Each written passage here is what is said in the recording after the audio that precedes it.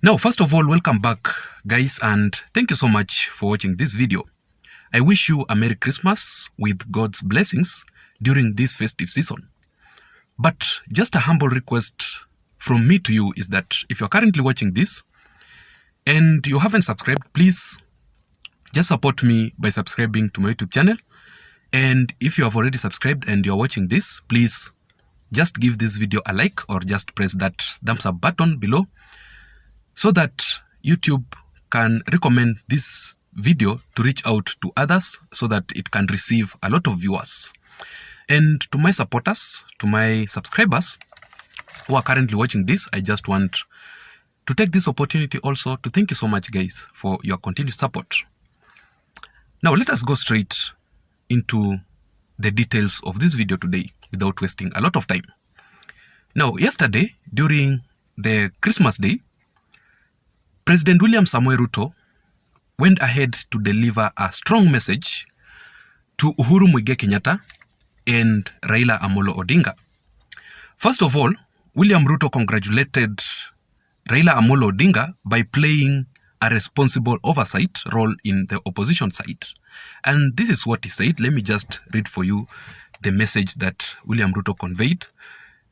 That my joy is that we have an opposition that is playing an oversight role by putting my government on toes. Let opposition play its role by rating our performance.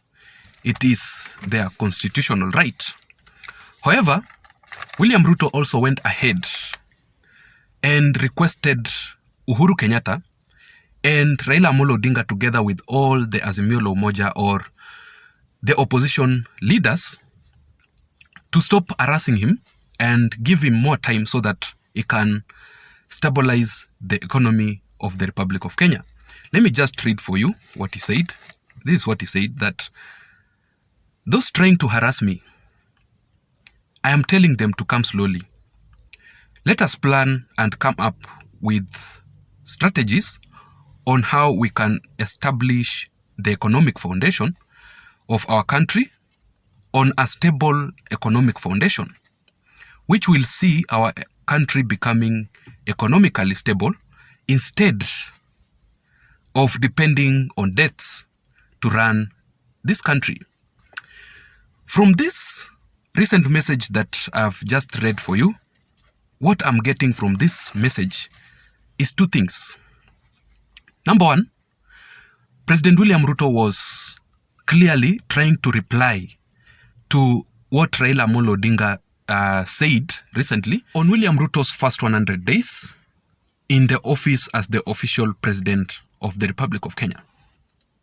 And we all know that on 22nd of December 2022, which was actually on Tuesday last week, William Ruto had officially completed his first 100 days in the office. And Raila Odinga, being the opposition leader, he went ahead to deliver a strong message to William Ruto and the entire Kenya Kwanza administration concerning that. And Raila Odinga termed William Ruto's first 100 days in the office as a road to nowhere because, according to him, William Ruto had already failed to deliver the promises that he had made to the people of the Republic of Kenya during his campaigns. And Raila Odinga went ahead to rate William Ruto at 4 out of 10.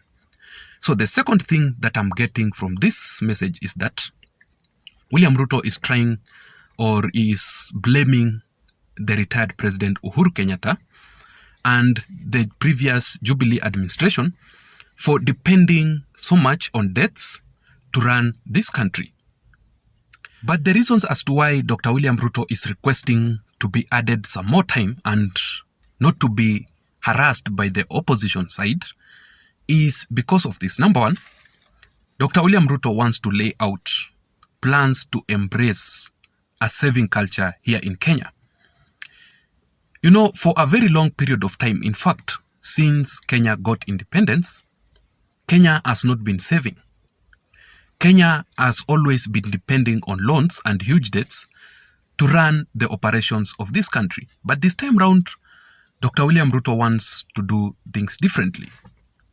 And and he wants to lay out a foundation or to lay out some plans and some strategies to embrace the savings. And he will actually achieve this by increasing the revenue allocation by 20% per year or annually.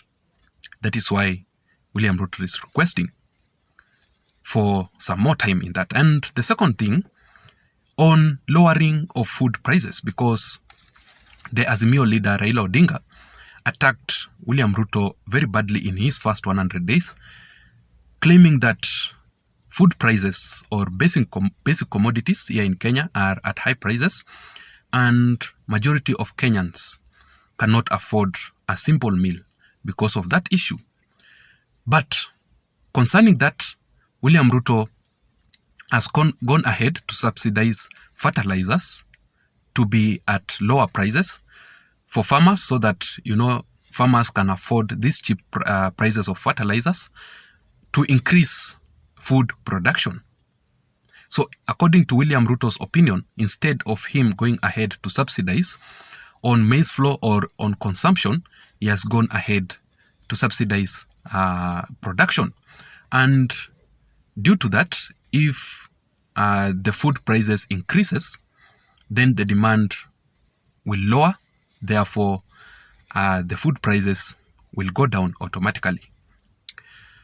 Also, on the issue of economy, William Ruto requires some more time to rebuild the foundation of the economy, because William Ruto is blaming the previous regime, the Jubilee regime led by the retired President Uhuru Kenyatta, for using around 65% of revenue to pay loans worth shillings almost 1.4 trillion a year. That is how Kenya had sunk into huge debts. So William Ruto basically inherited a country whose economy was dying due to these huge debts that Uhuru Kenyatta was depending on to run this country. And also, the fourth and the last reason is because William Ruto requires some more time, because people who are harassing him right now, Uhuru Kenyatta and Raila Amolo Odinga, are the same kind of people, or they are the same leaders who destroyed the economy of the Republic of Kenya during the handshake period in 2018. That is how the economy of Kenya was destroyed, because there was no opposition. So that, the work of the opposition is to provide the oversight. So there was no the opposition. In fact, the opposition was already in the government. So there was no one who would speak on behalf of the people of the Republic of Kenya. And that is how the economy was destroyed. Kenya sank into huge debts, and that is how majority of Kenyans are still suffering. I don't know what you think concerning this. Let me hear your thoughts on the comment section below. Do you support William Ruto's allegations? Should William Ruto be given some more time for him to develop or for him to deliver on the promises that he made to the people of the Republic of Kenya, or so that he can deliver as the President of the Republic of Kenya? Because earlier on, I still remember, I did a video on William Ruto's first 100 days in the office, and maybe you can still go check out. And I was able to analyze critically on what William Ruto has achieved so far in his Kenya Kwanza Alliance regime in his first 100 days, on what William Ruto was promised to do for the people of the Republic of Kenya when he was launching officially his manifesto, the Kenya Kwanza manifesto, which he called it a plan, the Kenya Kwanza plan. At Kasarani, William Ruto promised on several key issues, around 7 of them, that he will focus on in his first 100 days. So I was able to analyze on those key issues that William Ruto highlighted, and I was able to rate his performance on what he has achieved so far on those promises and what he has not achieved so far. But I came to realize that on the promises that William Ruto gave out in his first 100 days, already he has done majority of them, and what he has not achieved so far, at least he has laid out a foundation to that.